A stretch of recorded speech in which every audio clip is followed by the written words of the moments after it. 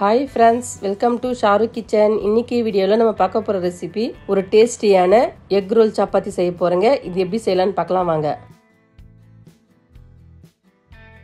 Egg role செய்ய first ஒரு mixing பவுலில் 1/2 கிலோ கோதுமை மாவு எடுத்துக்கலாம். அடுத்து 3/4 டீஸ்பூன் சால்ட்டு சேர்த்து 3 டீஸ்பூன் எண்ணெயை சேர்த்து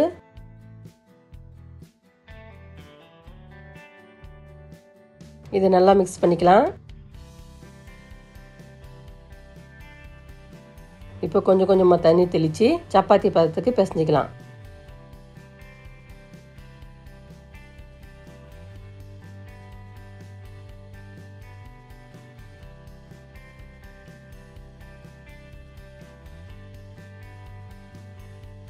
இந்த மாதிரி பிசைஞ்சதும் 1 டீஸ்பூன் எண்ணெயை சேர்த்து நல்லா அப்ளை பண்ணிக்கலாம்.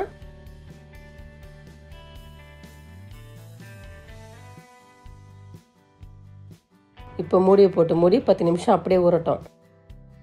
அடுத்து ஸ்டவ் ஆன் பண்ணி ஒரு பேனை வச்சு பேன் சூடானதும் 1 டீஸ்பூன் எண்ணெயை சேர்த்து பொடியாக கட் பண்ண 3 பெரிய வெங்காயத்தை சேர்த்து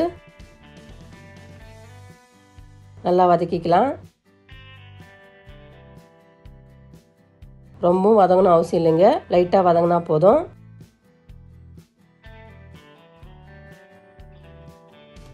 இந்த மாதிரி லைட்டாக வதங்கினதும் 1/2 டீஸ்பூன் சால்ட்டை சேர்த்து பொடியாக கட் பண்ண 2 கேரட்டை சேர்த்து நல்லா வதக்கிக்கலாம்.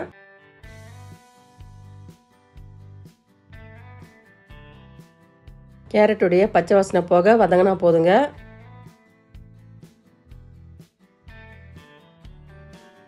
இந்த மாதிரி வதங்கினது இப்போ ஸ்டவ் ஆஃப் பண்ணிவிட்டு இதை ஆற வச்சுக்கலாம். அடுத்து நம்ம பிசைஞ்சு வச்ச மாவு நல்லா சாஃப்டாக உருடிச்சு. இப்போ இந்த மாதிரி சின்ன சின்ன உருண்டையாக உருட்டி எடுத்துக்கலாம்.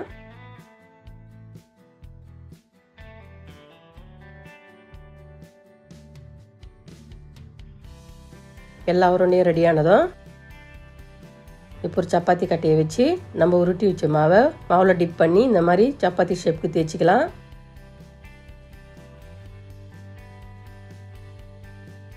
இந்த அளவுக்கு தேய்ச்சதும் இது ஒரு பிளேட்டுக்கு மாற்றிக்கலாம். இதே மாதிரி எல்லா உருண்டையும் தேய்ச்சி எடுத்ததும் இப்போ ஒரு பவுலில் 2 முட்டையை உடைச்சி ஊற்றிக்கலாம்.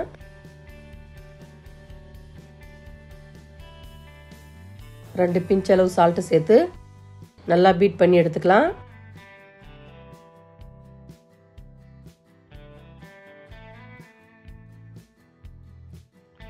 இந்த மாதிரி பீட் பண்ணி எடுத்ததும் இது அப்படியே இருக்கட்டும். அடுத்து ஸ்டவ் ஆன் பண்ணி ஒரு பேனை வச்சு பேன் சூடானதும் நம்ம தேய்ச்சி வச்ச சப்பாத்தியை சேர்த்து நல்லா சுட்டு எடுத்துக்கலாம். ஒரு பக்கம் செவந்ததும் இது திருப்பி விட்டு 1/2 டீஸ்பூன் எண்ணெயை சேர்த்து இது நல்லா சுட்டு எடுத்துக்கலாம். இப்போ நம்ம சப்பாத்தி ரெடி ஆகிடுச்சு. இது ஒரு பிளேட்டுக்கு மாற்றிக்கலாம். இப்போ அதே பேனில் 1 டீஸ்பூன் எண்ணெயை சேர்த்து எண்ணெய் சூடானதும் நம்ம பீட் பண்ணி வச்ச எக்கு சேர்த்து இந்த மாதிரி தோசை ஷேப்புக்கு ஊற்றிக்கலாம். இப்போ இது லைட்டாக குக் ஆகிற சமயத்தில் நம்ம ரெடி பண்ண சப்பாத்தியை சேர்த்து இந்த மாதிரி நல்லா குக் பண்ணிக்கலாம். இப்போ 1/2 டீஸ்பூன் எண்ணெயை சேர்த்து குக் பண்ணிக்கோங்க. இந்த மாதிரி ஓரங்களில் இருக்கிற எக்கை ரிமூவ் பண்ணிக்கலாம்.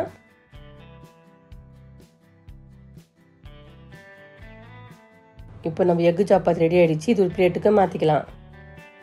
இதே மாதிரி எல்லா சப்பாத்தியும் ரெடி பண்ணதும் நம்ம ரெடி பண்ண எக் சப்பாத்தியில் வீட்டிலே ரெடி பண்ண பீஸா சாஸை சேர்த்து நல்லா அப்ளை பண்ணிக்கலாம்.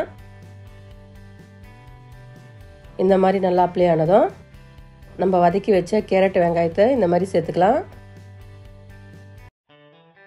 இப்போது 1 டீஸ்பூன் பெப்பர் பொடியை சேர்த்து இந்த மாதிரி நல்லா ரோல் பண்ணிக்கலாம்.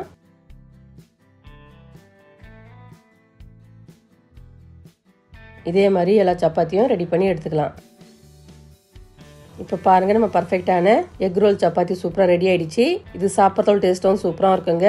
கொல்கத்தாவில் இந்த சப்பாத்தி எக் ரோல் ரொம்பவும் ஃபேமஸுங்க. இது ஸ்ட்ரீட் ஃபுட் ஸ்டைலில் செய்கிற ரெசிபிங்க. சப்பாத்தி சாப்பிடாத பசங்க கூட இந்த மாதிரி செஞ்சு கொடுத்தா ரொம்ப விரும்பி சாப்பிடுவாங்க. இந்த டிஃப்ரெண்டான ரெசிபி வீட்டில் நீங்களும் ட்ரை பண்ணுங்க. இந்த டேஸ்ட் எப்படி சொல்லிட்டு கமெண்ட் பாக்ஸில் கமெண்ட் பண்ணுங்க. இந்த வீடியோ உங்களுக்கு பிடிச்சிருந்தா லைக் பண்ணுங்க, ஷேர் பண்ணுங்க, சப்ஸ்கிரைப் பண்ணுங்க, பக்கத்தில் பெல் பட்டனை கிளிக் பண்ணுங்க. இதே மாதிரி புது புது ரெசிபி மீண்டும் பார்க்கலாம். தேங்க்ஸ் ஃபார் வாட்சிங். நன்றி, வணக்கம்.